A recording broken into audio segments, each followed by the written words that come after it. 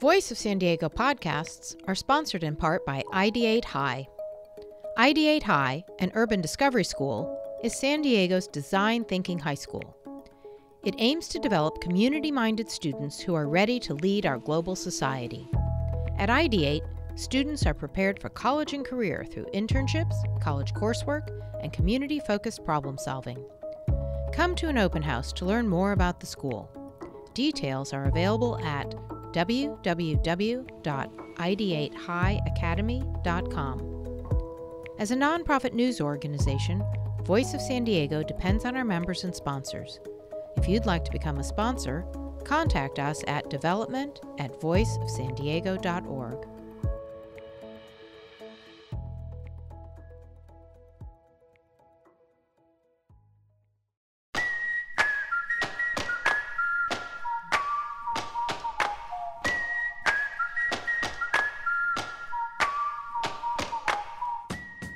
Thanks for joining us on the Voice of San Diego podcast. I am Scott Lewis, editor-in-chief at Voice, joined as always by assistant editor Andrew Keats. Let's do it.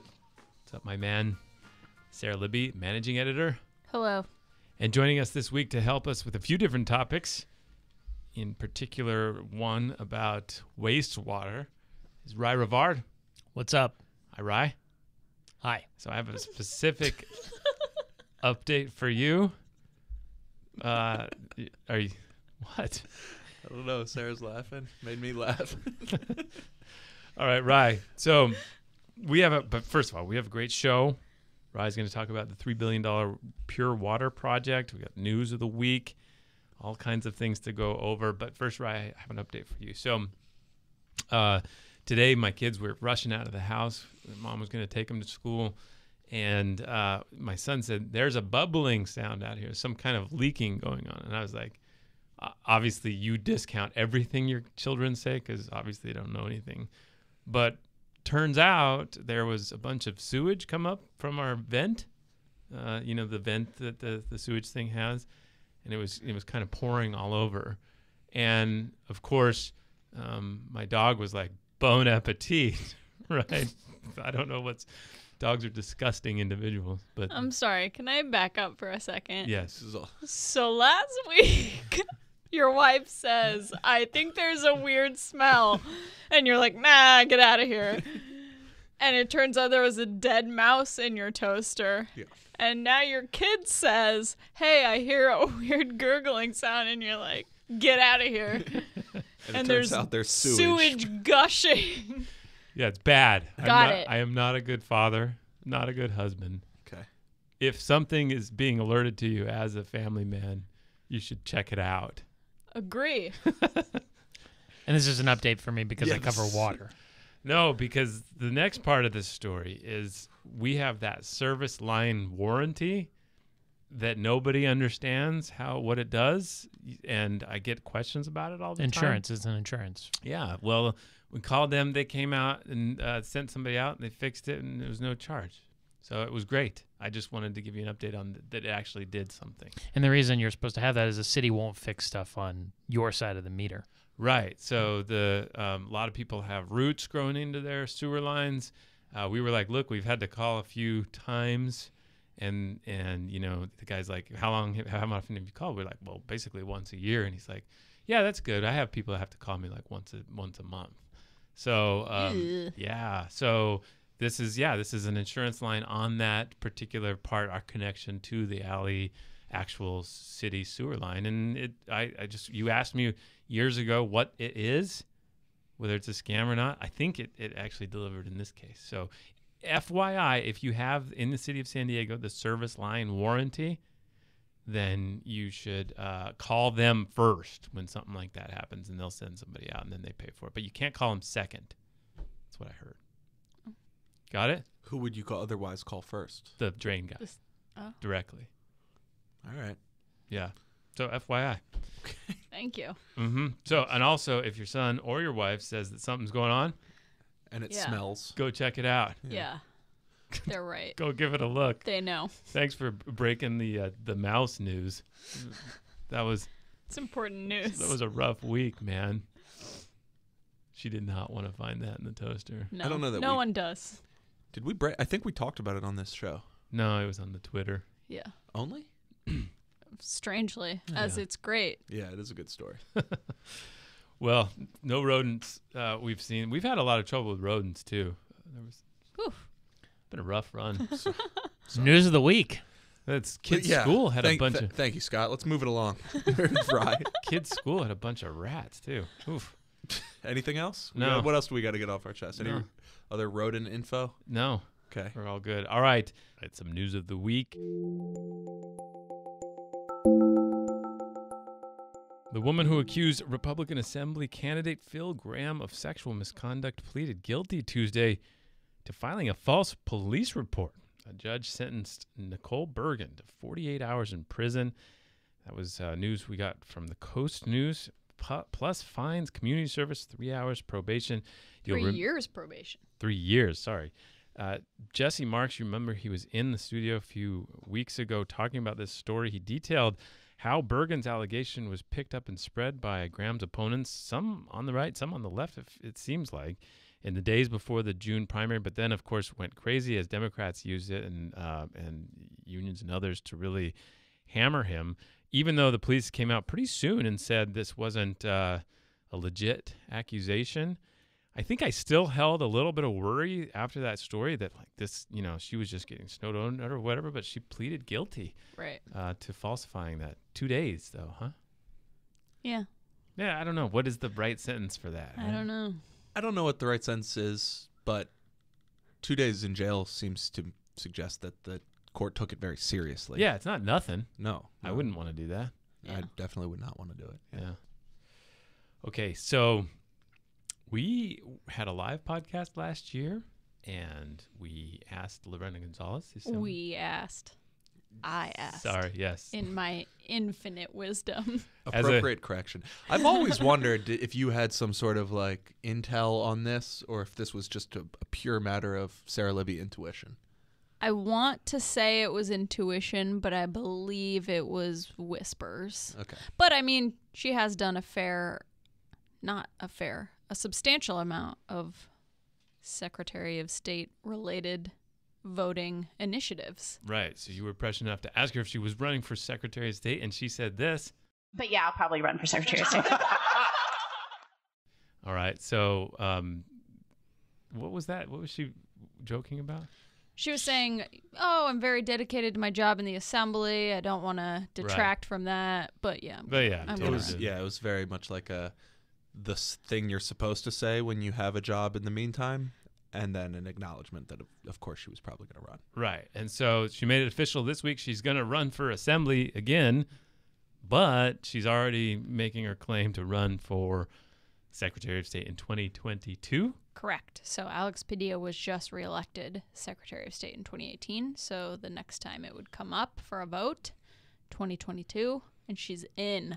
She's trying to clear the field a little bit. I think so. In her message to supporters, she said, this would be a historic candidacy. She'd be the first Latina in statewide office. And so trying to stake a claim in the ground that way.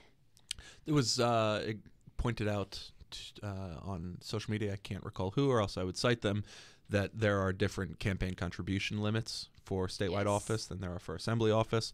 So announcing for this at this time would allow her to raise money at those levels much further ahead of time. Mm-hmm. So she could ostensibly get near-term donations for her assembly candidate, but then also say, hey, why don't you chip on this longer-term plan I have as well? Yes. Yeah, and I mean, frankly, she doesn't get challenged in her assembly races in any significant way. She's got a very safe seat. So while she, will and can raise money in that, it's not as though she's in danger there. Yeah. All right. Well, we might get ourselves into another legal case. A bunch of local media are involved. UT, KGTV, KNSD, several others. Police officer unions are fighting the release of records of investigations in which an officer was accused of misconduct, and it was substantiated. It also makes records of when they lied publicly available, along with records of police-involved shootings. Unlike for teachers, the records have been protected by state law until a new law went into effect January 1st, right? SB 1421 or something? Yes.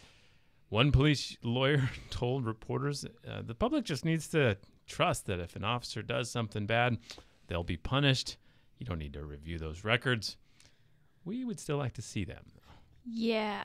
Also because that's not true. Right. So the Justice Department, among others, has come out with a report, I think in 2015, saying that the department did not effectively discipline officers. Follow-up, reports that we've done in the meantime have indicated that individual officers weren't disciplined when they should have been. Anthony Arevalos comes to mind, who's in jail. There was that whole run in 2014-15 era of misconduct cases where we did story after story about how far it went before somebody stopped the person or kept them off the street.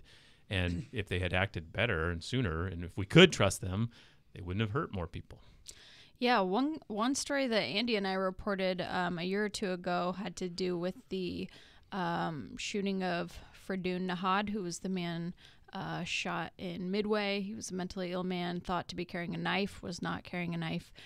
His family sued, and so through that we were able to see some details about the case because of the court records in that civil case. And one thing we found really fascinating was that police investigators and the DA didn't even interview the officer when they were investigating that case, let alone discipline him. He got glowing reviews the year that happened. And so shooting an unarmed man is not an ideal outcome, but he didn't face any discipline or even any tough questions about that incident.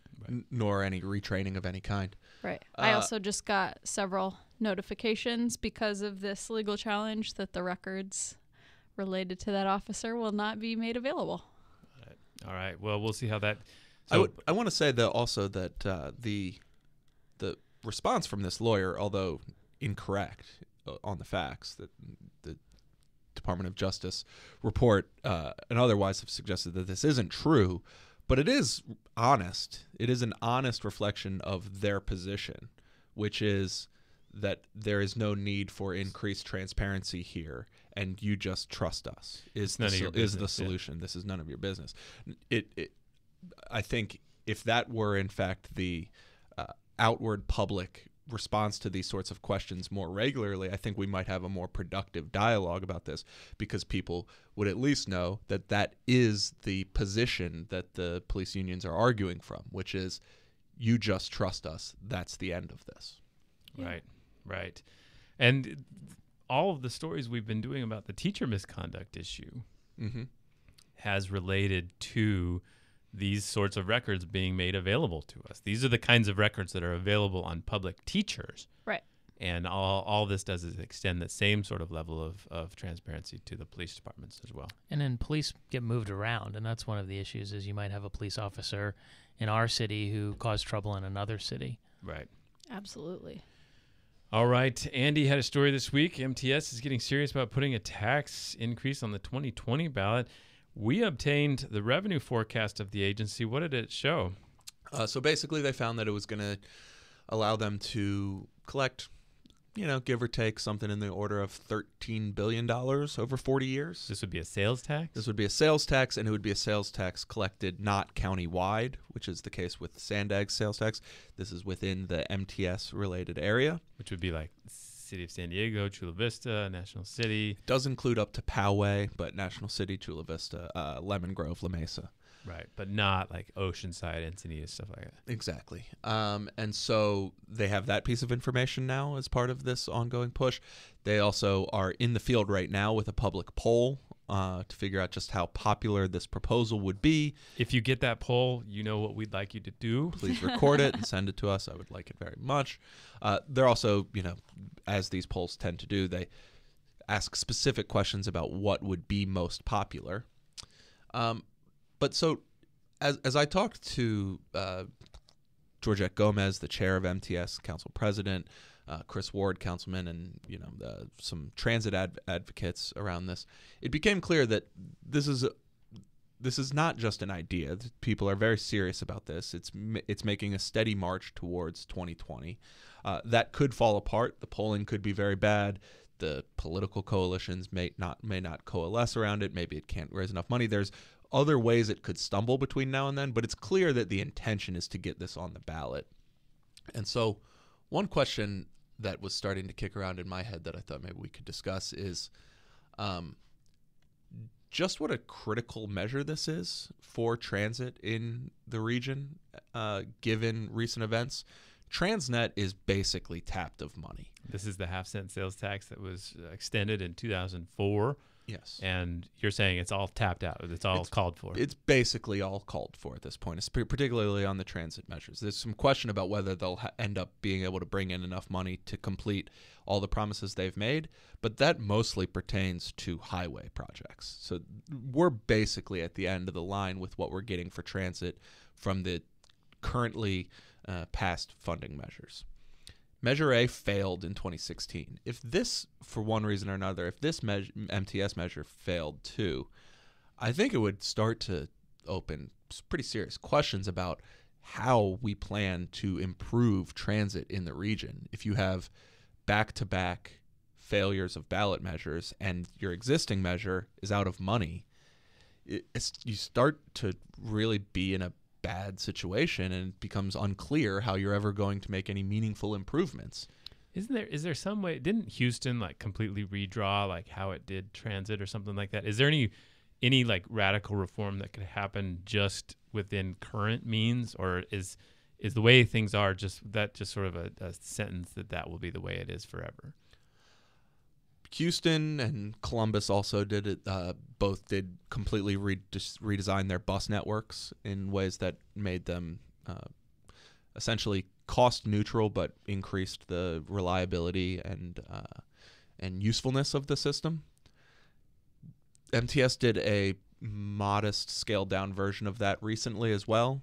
The canyons and mesas and the topographical features in San Diego make it harder to do much more of that, although it's something that they look at all the time. The problem is with transit ridership falling and the funding where it is, right now service is going down, not up. Mm-hmm. And they just voted to increase fares for seniors, and there's probably going to be future fare increases or other cost-cutting measures in the future, unless there's some way to fix this. So I think while I don't want to preclude anybody coming up with a very useful solution, the chances are we probably need a new funding mechanism if we're going to make transit any better. And there's probably not much use in contemplating how we can do more with less.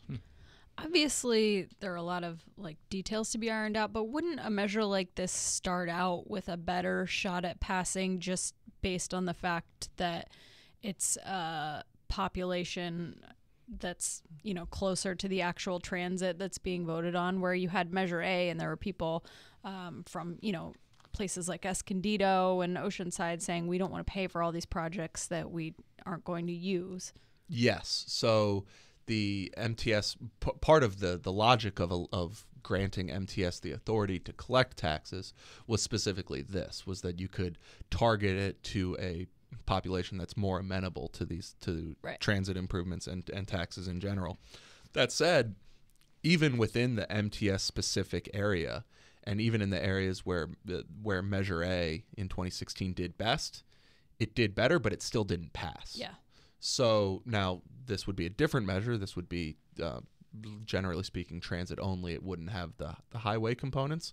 So maybe that makes it more popular. Maybe it makes it less popular. I really don't know. Now, folks within the community are talking a good game about doing some of the legwork to make it more popular, such as engaging key special interest groups earlier and more meaningfully to get them on board, and so not just to make the measure more popular, but to increase the number of champions you have for it out as you work towards the ballot. Those things could all matter, but man, I feel like if you strike out in back-to-back presidential elections, it really starts to paint a grim picture of your ability to improve things. I mean, aren't the critics already laying a groundwork saying, transit ridership is falling? Why are we spending more money on it? Are they? I don't know. I haven't seen that. I mean, didn't we run an op-ed saying, people aren't riding? sort of Richard Bailey's case. That's sort of Richard Bailey's case. Yeah. Mayor Coronado. I guess I don't know whether to think of that as people laying the groundwork for opposition to this, or just the way that some percentage of people are always going to feel about transit, whether that's an increased trend or a new coalition against this, or just a group of people that exists. But the point is, this is a up or down referendum on transit. This is, and 66.6% is no joke. Right. But it's not like these other ones where it's been roads and transit mix, getting everybody on board, the same cause. This is, do you want more transit or not? Yes. And yes, with a caveat. The caveat being, they can do road repairs on any road that also runs a bus line, and that includes any sort of complete street provision. So you could, without being dishonest, say, we will do X miles of road repair, pothole repair, street maintenance, as long as those are roads where other people besides just solo drivers use the roads. So it's not, yes, this is a transit measure, not a unholy amalgam of everything, but they have crafted this in such a way as to allow them to make a credible case that they'll do other things as well. Did they say anything about it being on the March or the November ballot in 2020, and can they put it directly on the ballot, MTS itself? The board of MTS can put it directly on the ballot, yes, much like Sandag is able to by a vote of its board. They did not say specifically anything. I think there's been an expectation that it would go on the November ballot, mostly because you want to ride the enthusiasm of a presidential election and the elevated turnout that comes with it. But they have not said that yet. All right, well, that'll be something to watch for. A lot of potential taxes could be on the ballots in 2020. You could see a housing one. You could see that MTS one. You could see, obviously, the hotel tax for the convention center. All right. Thanks for listening to the Voice of San Diego podcast. If you're on News Radio 600 Kogo, you can still listen to the full podcast on any podcast app. In the second half of the show, we'll be talking to Ry here about the city's $3 billion pure water project. And you can subscribe to the Voice of San Diego podcast to get that. Find it everywhere podcasts are. And, of course, you can follow everything we do at voiceofsandiego.org.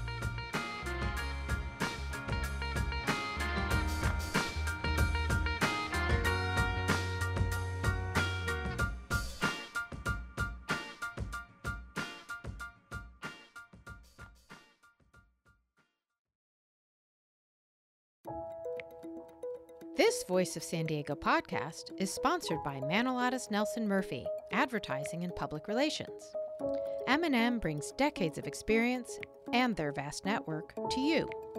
The firm develops insightful strategies and cost-effective tactics to help clients achieve their goals and connect to those who matter most. M&M specializes in media relations, community engagement, crisis communications, and cross-platform marketing. Learn more at mnmadpr.com. As a nonprofit news organization, Voice of San Diego depends on our members and sponsors. If you'd like to become a sponsor, contact us at development@voiceofsandiego.org.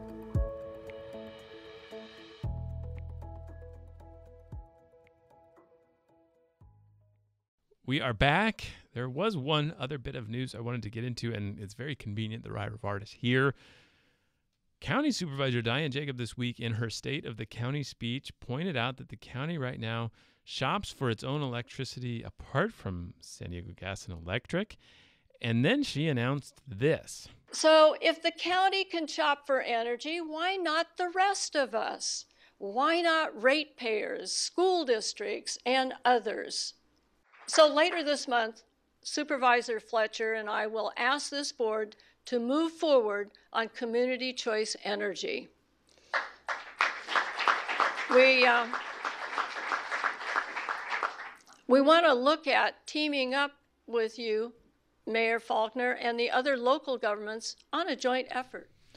So that was big news. The city, of course, is looking for people to join it as it goes through this process, creates a joint powers authority to run this electricity buying thing. But one of the things I wanted to ask, where is the competition, or where is the choice in community choice that she talks about? If this is a big, choice effort, if SDG&E is hoping to get out of the procurement effort for electricity, that means there is no competition at that point. It's just whatever Supervisor Jacob, Mayor Falcon, and everybody come up with, that's the only choice. Is that true? Locally, so SDG&E has this plan that if all of these governments start buying their own power, SDG&E is looking for a way that it doesn't have to, continue buying power in the future. It just wants to be own the lines that deliver power to your house. So there wouldn't be competition in that future, but that's probably a long way off. It needs legislation and all kinds of regulatory approval. So, but just to be clear, the idea of community choice aggregation, the idea of like this competitive thing they talked about, was built on the idea of a utility company competing with this agency type thing that these local governments put together, and that people could choose between them to get the best rates, cleanest energy. There's a lot of different things that people are looking for from what's called community choice energy. The county has had their own program for a while where they buy energy. It's what she was referring to as choice. But some environmentalists, actually most environmentalists, have said that the reason to do this, to have governments buy energy instead of companies, is so we can have cleaner and cheaper energy. The county has been getting cheaper energy, but it's not been cleaner. It's been fairly dirty energy, heavy on fossil fuels, and that's what they've used to drive down the cost. So the county has traditionally meant something different by community choice than what the city wants. And the same goes for the reasons that it's being sold. Some people might sell it as competition and the free market. Other people might just argue, actually, it's better to have government run some things than private companies. So I think she has introduced and advocates too have introduced a lot of confusion over why this is, they say, the best route. So, okay. So the next steps, we're still waiting to see how many agencies join this Joint Powers Authority. We're waiting to see the city council approve the thing first.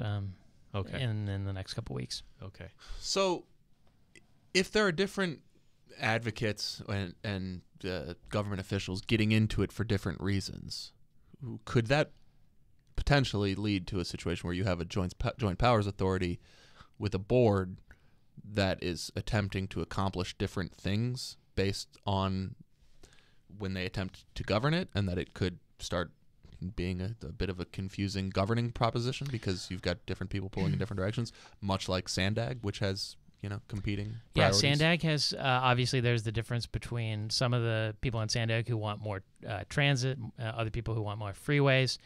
You see this on the County Water Authority, where you have farmers who want super cheap water in their districts, and cities that prize reliability over anything else, whereas farmers just care about price. And then there's not a whole lot of power sharing, but there's a wastewater JPA, a Joint Powers Authority, that the city's in with a bunch of suburbs where they basically share a sewer system, and they want all kinds of different things from that sewer system. I mean, you just get in a fight over price and who gets to build what and where and at what cost, and that gets more complicated when you have different governments trying to do that together. Yeah, I mean and you alluded to this. The selling point of this when I first learned of it was, we will be in charge of this thing, and therefore, if it is our goal to achieve a 100% renewable energy portfolio or something close to that, we'll just be able to do it. We won't have to rely on somebody else doing it. We won't have to pass state legislation that edges them towards it. We won't have to play with bureaucratic mandates. We'll just do it because it'll be our voting. It'll be our own votes that determine it. How real of a possibility is it that we could have a JPA where the board of directors doesn't necessarily all see things the same way? I mean, there's a there's a positive way to view it, which is that all of the things that different interest groups want work together.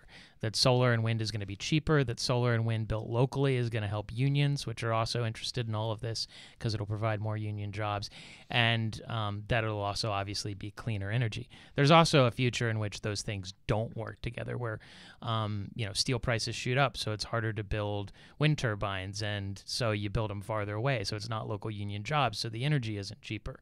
I mean, there's, a lot depends on sort of where the energy market, where the commodities markets go. I mean, there's a lot of different ways this plays out, and I'm not going to try and predict that. Yeah.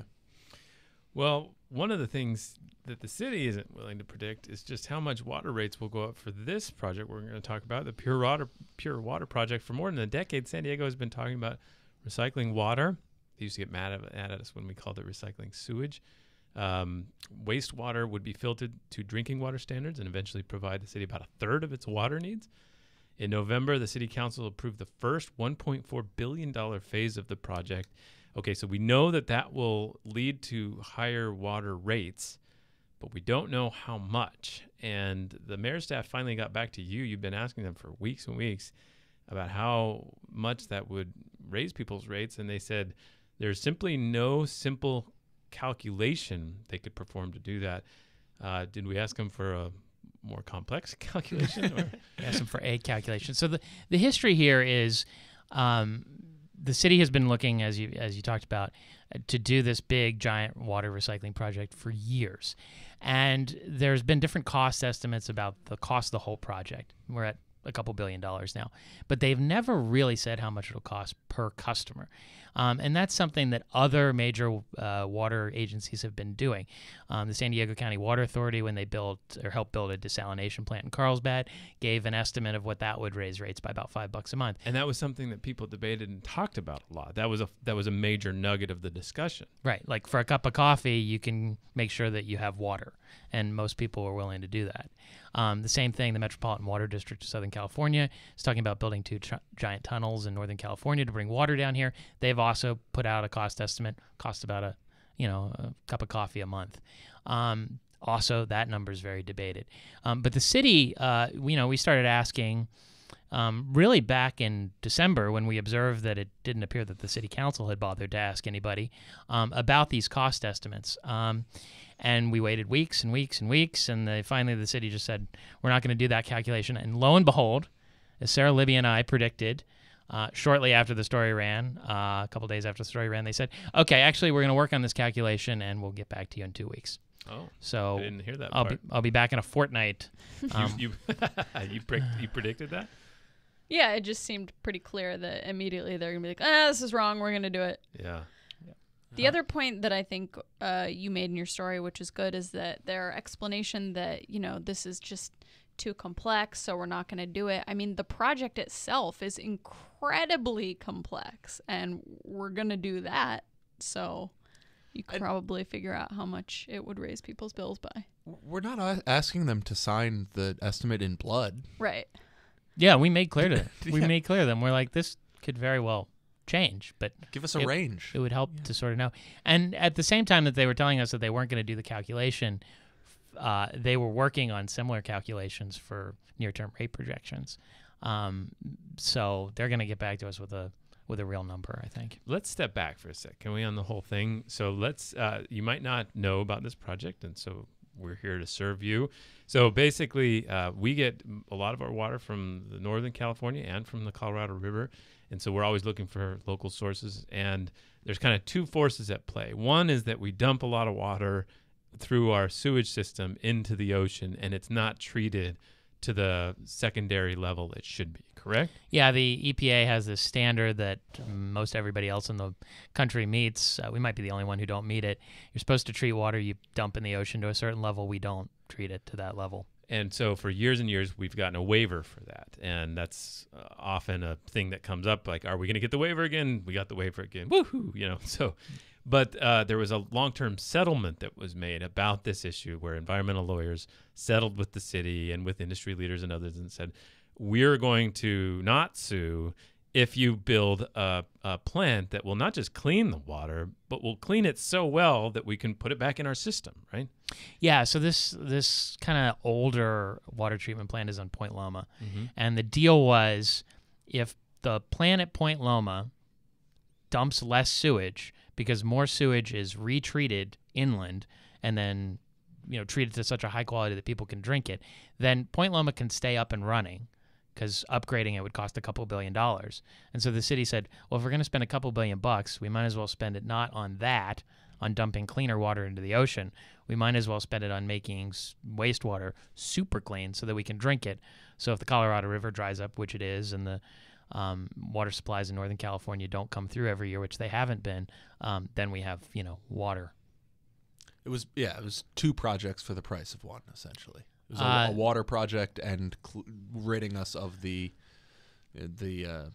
Point Loma situation in one, rather than doing those 2 things separately. Yeah, it's 2 projects for the price of slightly more than one, because it'll probably end up costing more. And then there's still always the chance that the EPA won't grant this waiver perpetually, and there's also the chance that there would be state legislation in future years saying, actually, you need to upgrade your Point Loma plant anyway.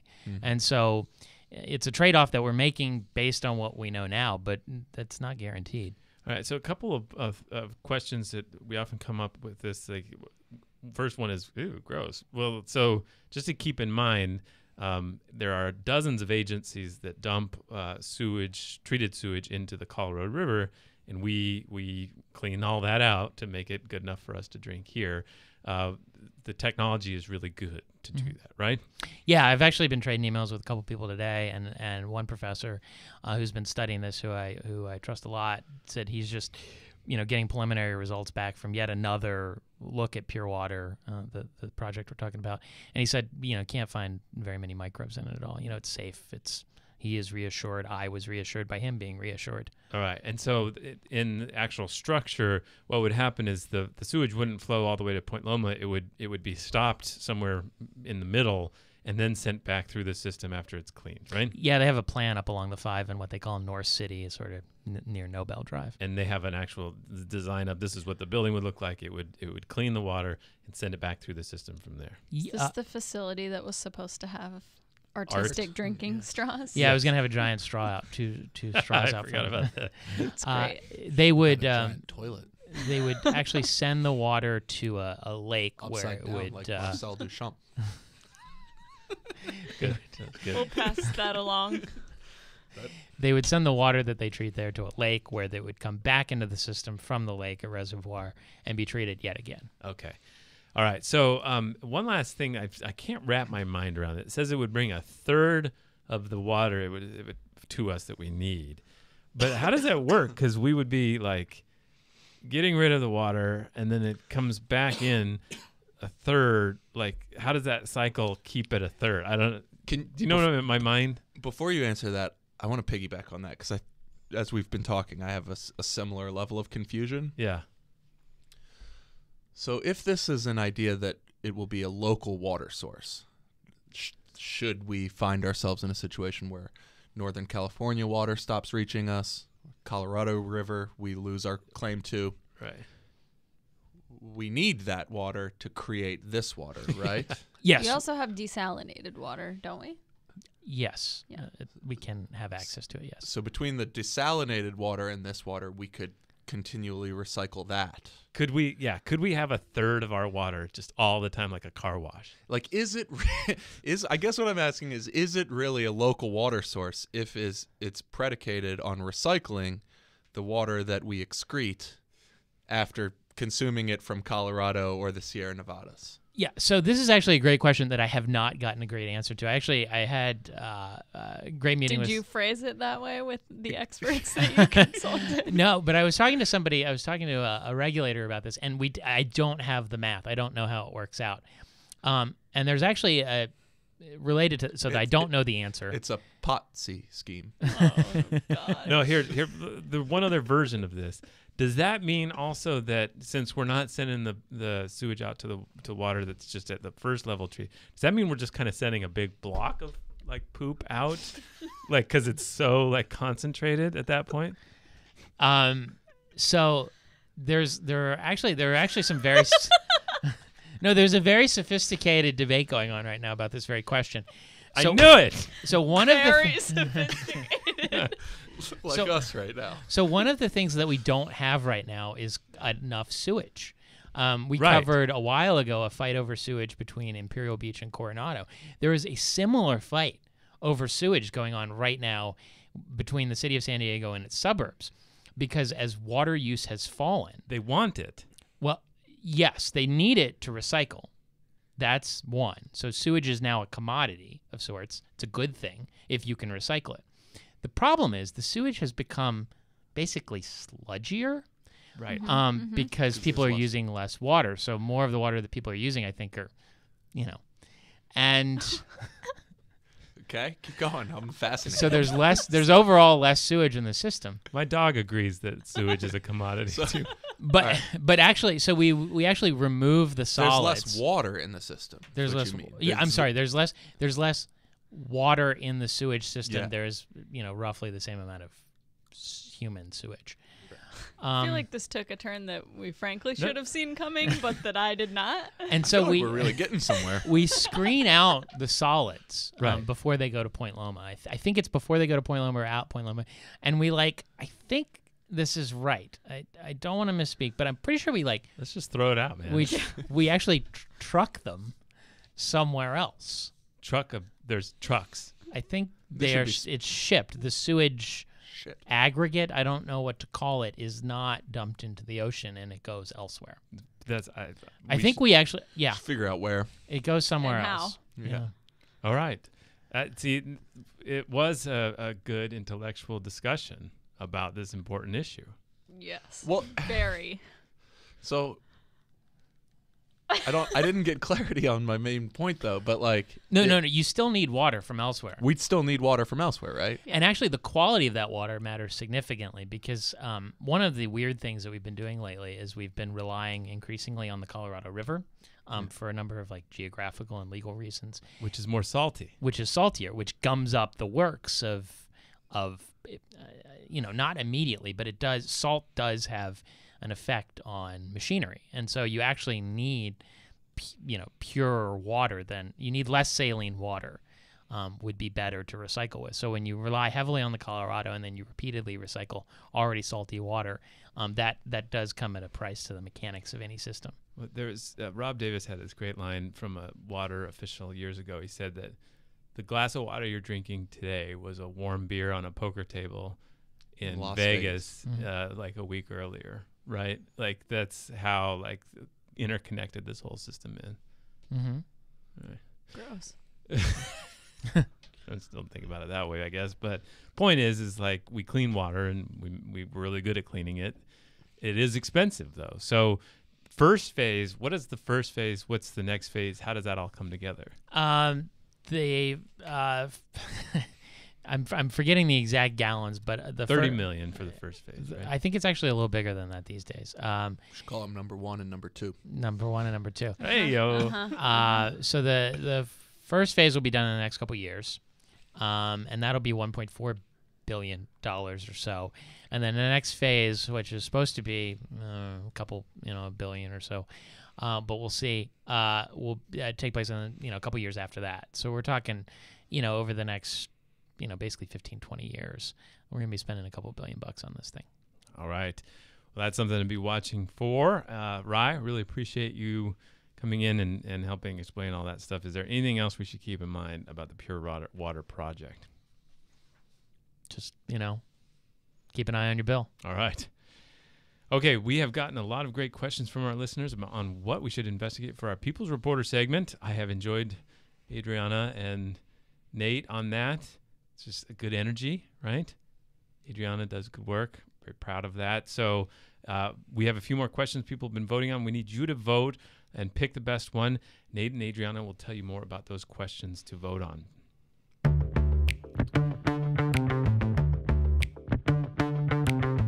Why is the city of San Diego operating a cemetery?